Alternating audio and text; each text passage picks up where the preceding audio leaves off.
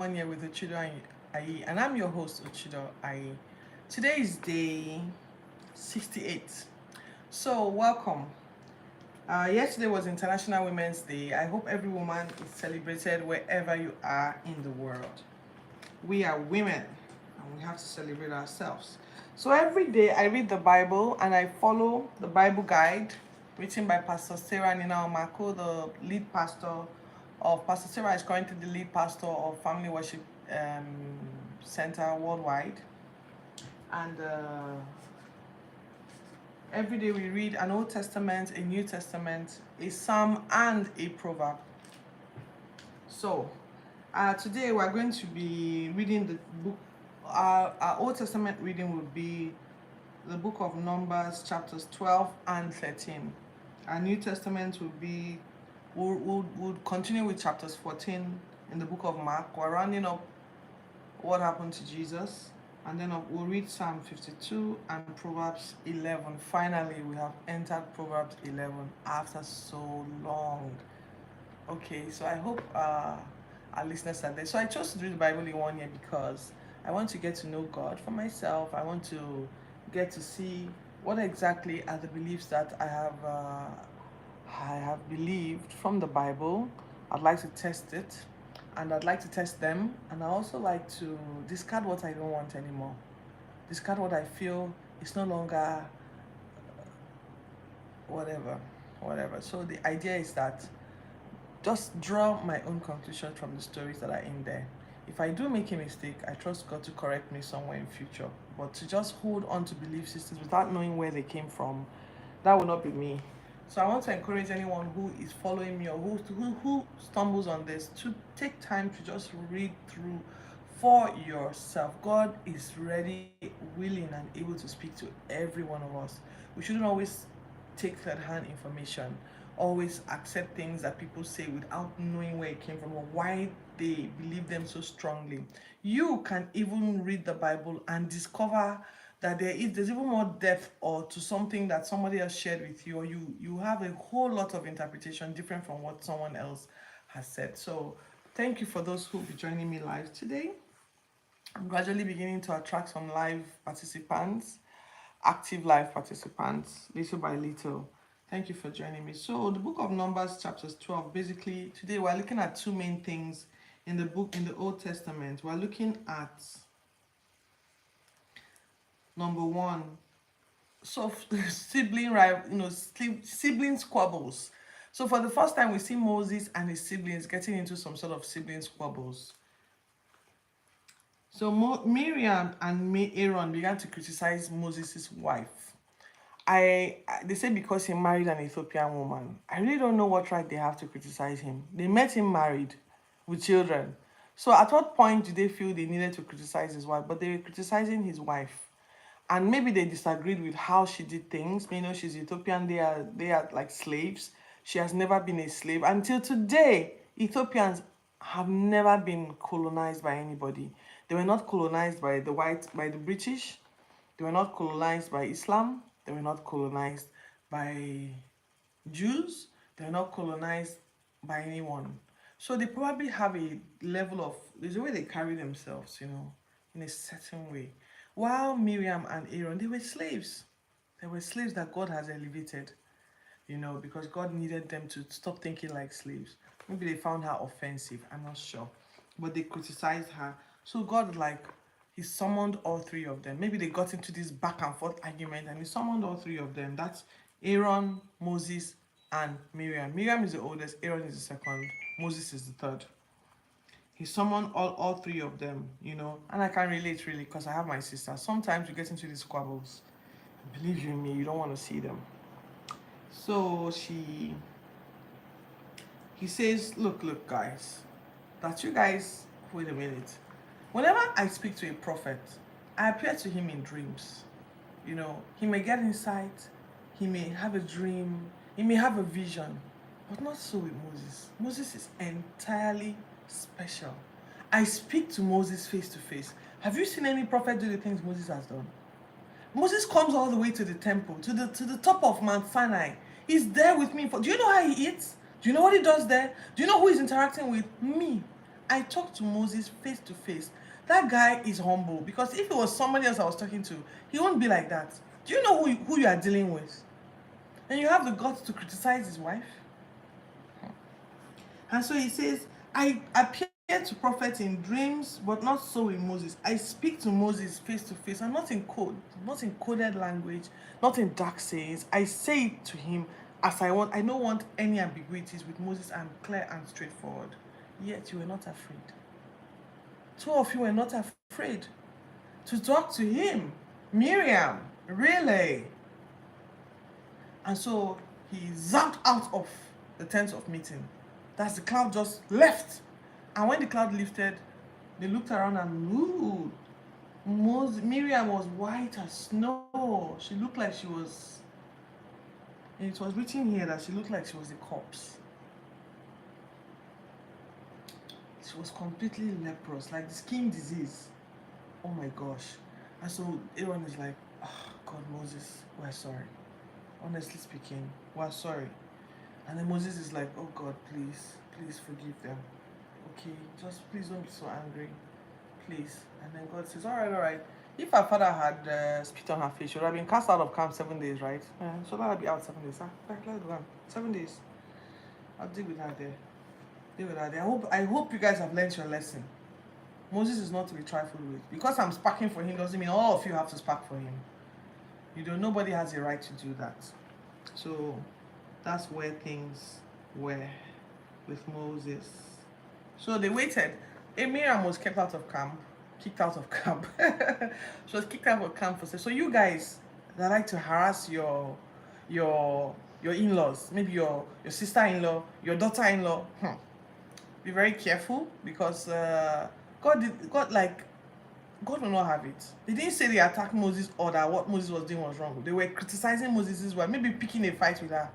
And God saw. So you guys that are picking fights, God may be pitting himself against you because you are fighting with some in-laws somewhere. You want to draw some lesson from there. Anyway, so Miriam was out of camp for 7 days, after which she now was let into camp. Before they were ready to move, God had lifted, but Miriam was under punishment. So they had to wait for her to be brought back to camp after 7 days before they could set out. And they set out to go to Paran, where they originally were headed to, before this quarrel started. On the way to Paran, they decided, okay, we're approaching the promised land. We can see it's beginning to come close to us. So this is what we're going to do. We're going to send out 12 spies. I'm going to send out 12 people to go and spy the land. I'll share my thoughts on this. I'm going to send out 12 people to go and spy the land. Let them tell us if. So I took time to list out the things that they said here. Let them tell us if the place is a good land or a bad land. If it's a good land or a bad land. If it's like a camp-like place, or if it's a stronghold with fortified walls around it. If it's a rich or poor place. If it's a land or dry land, or like a forest area, to just basically go and assess the land. What does this tell you? There's a whole lot of common sense that must be applied in your walk with God. Why didn't Moses sit down and say, God took us to the promised land. He has told us the promised land is flowing with milk and honey. That is all I need to know. Nothing else matters. Why did he insist on, first of all, asking his brother-in-law yesterday to accompany them, and second of all, sending spies out to go and take a look at what the land looks like? Why? That means that there's some level of, there's a reason for the brain that we have. You are supposed to put it to task. Something about the whole idea of miracles, really numbs people. People don't take action. People are not proactive because, oh, God did this miracle for me, so therefore I want him to do miracle. Oh, he did my miracle. He cured my illness, and now I'm cured of cancer, of autoimmune conditions. Therefore, I won't study for my exams. I'll just wait for a miracle. That kind of mindset. So anyway, God and Moses sent out spies, 12 of them. So Shamuel for the tribe of Reuben, Shaphat for the tribe of Simeon, Caleb for the tribe of Issachar, Igal for the tribe of Ephraim, Hoshea for the tribe of Benjamin. This Hoshea, I star it because I have a feeling it's also Joshua. That was the way it was spelled. Palti for the tribe of Zebulun, Gadiel for the tribe of Manasseh, Gadi for the tribe of Dan, Amiel for the tribe of Asher, Sethor for the tribe of Naphtali, and Vofsi for the tribe of Gad.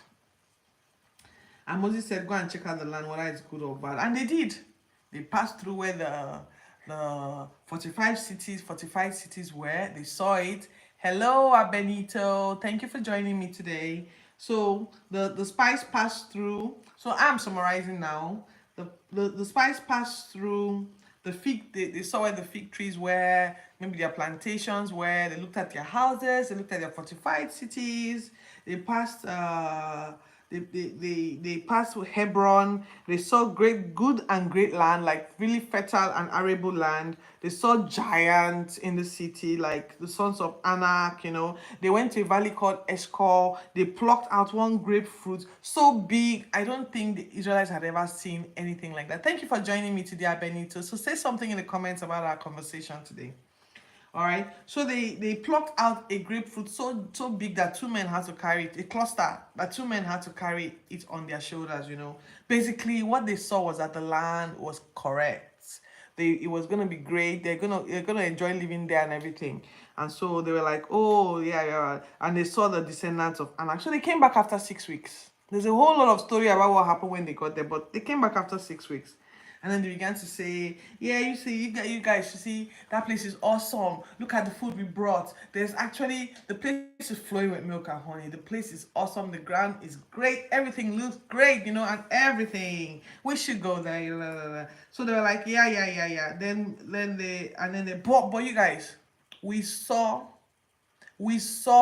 giants in the land. We saw giants in the land. So people began to, and Moses is like, quiet, everybody, quiet. You saw giants in the land. They're like, we can't go there, you guys. Like, sorry, I'm Nigerian, so I get to put my Nigerian flavor in my story. So just enjoy with me, okay? So they're like, let me try and read what I jotted down here. There was an uproar, and Caleb quickly speaks up, and Caleb says, we can do this. Come on, guys, we can do this. We can take over that land. I know it. Let's go up at once. Moses, we've got this. But the rest of the other 10 people, there were 2 of them who didn't sign up for that. 10 other people were like, no way. Did you see the giants in the land? Really? Did you see the sons of Anak? We look like grasshoppers to them. We're so tiny, so tiny. Those guys, look at their broad chest, look at their houses, look at the cities. We have never seen anything like that before. We definitely wouldn't have the guts to overtake them. We definitely cannot do this. Oh my goodness. So we look like grasshoppers, man. And then Caleb was like, you guys, you're really ruining a good thing here. You're ruining a good thing here. You guys, you need to stop all this. And they're like, sorry, we can't go. And people were like, oh no, we will never be. God just brought us here to kill us. He doesn't love us. This whole thing was a farce from the beginning. Moses, you're fake. You're a scam. You just brought us out here. There's no promised land. You brought us to kill us. You didn't mean any of that, honestly. Really, I don't even know why we signed up for you. We would have killed you way back, honestly. And that ends our New Testament reading today. Did you enjoy it? So my thoughts about it are that common sense must be applied in our dealings with God. I'm not saying we should think for God, because God really does speak expressly and gives you express instructions, like go spy the land, right?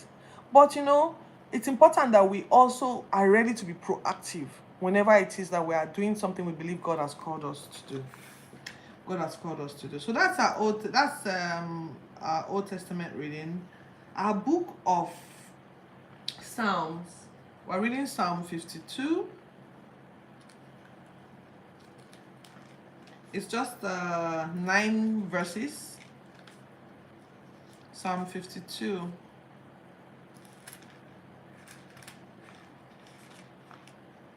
Okay. Titled The End of the Wicked and Peace for the Godly. Why do you boast, in evil, O mighty man? The goodness of God endures continuously. Your tongue devises destruction like a sharp razor working deceitfully. You love evil more than good, lying rather than speaking righteousness. You love devouring words, you deceitful tongue. God shall likewise destroy you forever. He shall take you away and pluck you out of your dwelling place and uproot you from the land of the living. Oh my God, that's scary. That's scary. So that means those of us who are just, we shouldn't be deceitful, because God will uproot you from the land of the living early.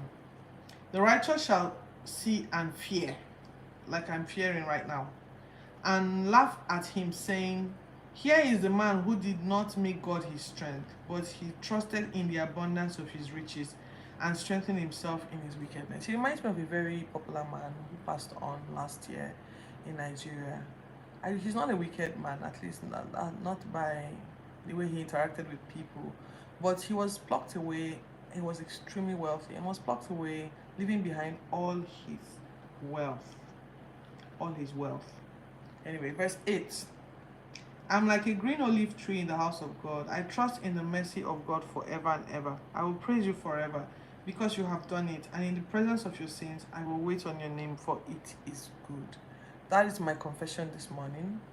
That's my confession this morning. The book of Psalms 52, verses 1 to 9. The book of Proverbs, we finally enter Proverbs 11. And we read verses 1 to 3. It says, dishonest scales are an abomination to the Lord, but a just weight is his delight. Do not be a deceitful person. When pride comes, then comes shame, but with the humble is wisdom. The integrity of the upright will guide them, but the perversity of the unfaithful will destroy them. So try not to be perverse, my people, because it will eventually destroy you.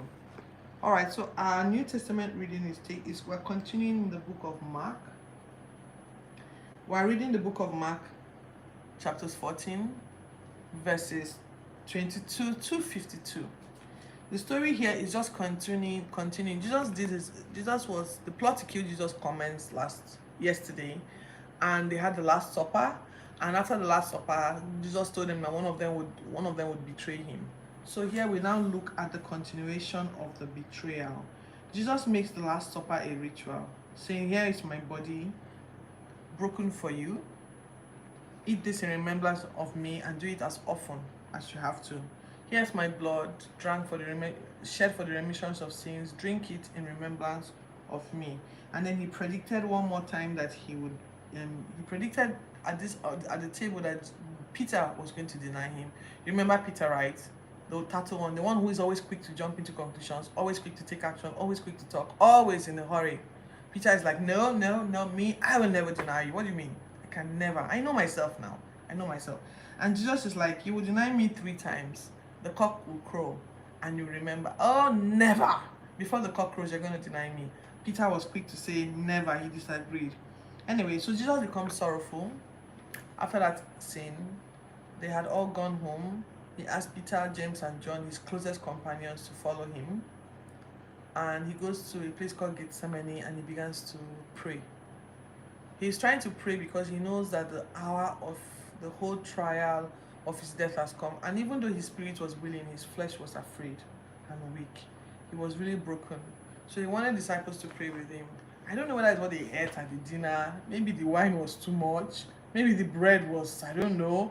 But it was Passover. So they didn't eat unleavened bread, and they drank wine and ate some great food, and maybe they were sleepy because they ate too much. I don't know. But when Jesus started praying, they didn't sense that Jesus was really in need of encouragement. They kept falling asleep. So Jesus would get up after 1 hour, check them. They will wake them. Why are you guys not going to pray with me? Oh, sorry, Jesus. Oh, gosh. Oh, sorry, Jesus. That meat, that salted meat was too. All right, sorry. We're up. We're praying now. And then Jesus goes back and he continues praying. And then when Jesus goes and continues praying,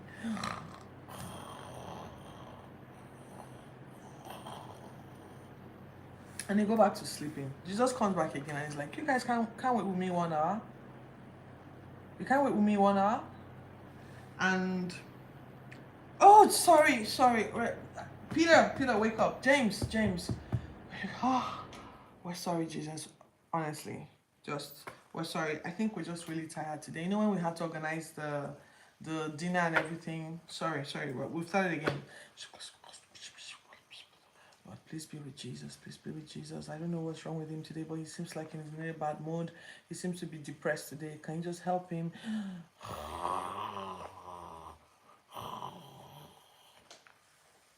And so Jesus is like, really, guys? All right. Can't do this anymore. He comes out the third time and is like, wake up, guys. Wake up. Oh, yeah, we're praying. Like, no, there's no need to pray anymore. The time has come. The hour has come upon us. And suddenly, they were surrounded by a mob. People screaming, carrying pitchforks and torches and yelling with police and all of that. And they're like, hey, Jesus, is he here? We're going to catch it. And then Jesus was like, really, guys? Really, guys? You had to come in here with peaches and forks like you're coming to catch like some international criminal. I was with you guys in the temple all day. You didn't seize me then. I wasn't a threat to you. Anyway, the scriptures have to be fulfilled, I guess. That's why this has to play out this way. The moment the disciples heard that, what, Jesus? We're not gonna drive these people? You're not gonna do any of your miraculous stuff? You're just gonna let them seize you? Everybody, including Mr. Peter, zaps. Everybody runs away. Everybody absconds and leaves Jesus there to his fate. I don't think, let me be sure that in the book of Mark is very, he doesn't like to summarize. He summarizes a lot. So he doesn't like to Mark, Luke. Okay, so sorry. The book of Mark. Mark is very quick to quickly summarize. So I don't want to go into he